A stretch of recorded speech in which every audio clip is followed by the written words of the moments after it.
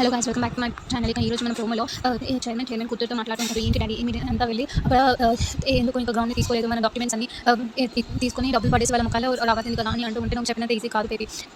ఆద్య శౌర్య వాళ్ళు ఉన్నా కానీ నేను ఏదో మేనేజ్ చేసేయగలను, కానీ అక్కడ రఘురామ్ వచ్చాడు. రఘురామ్తో మనం మాట్లాడి గెలవలేము అని అంటూ ఉంటే, ఏంటి డాడీ డాక్టర్ అడిగిన ఒక్కటి కూడా నాకు తెచ్చివ్వని అంటూ ఉంటే, తెచ్చిస్తాను బేబీ, దానికి ఒక మార్గం ఉంది అని అంటూ ఉంటే ఏంటి అని అనగానే, ఇంకా రఘురామ్ ఇలా చెప్పాడు అనుకో, వేరే కాలేజ్ వాళ్ళకి ఆడి వాళ్ళు గెలిస్తే మనం గ్రౌండ్ ముట్టకూడదు, లేకపోతే గ్రౌండ్ మన సొంతం అవుతుంది అని అనగానే, అసలు వాళ్ళు గెలుస్తారు కదా డాడీ అని అనగానే, మనం గెలవకుండా చేయనిద్దాము, గెలవకుండా ఉండడానికి ట్రై చేద్దాము, అప్పుడు సొంతం అవ్వచ్చు అని అంటుంటే, ఏంటో డాడీ నువ్వు ఏమనుకుంటున్నావో అసలు నాకేం అర్థం కావట్లేదు. ఆ రామలక్ష్మి శౌర్యాన్ని నన్ను దూరం చేసేసింది, అలాంటిది ఆ రామలక్ష్మికి ఆ గ్రౌండ్ దక్కడానికి వీలేదు అని అంటూ డిసప్పాయింట్ అవుతూ ఉంటుంది. ఇక నన్ను చాలా డిసప్పాయింట్ చేశావు డాడీ నువ్వు అని చెప్పి.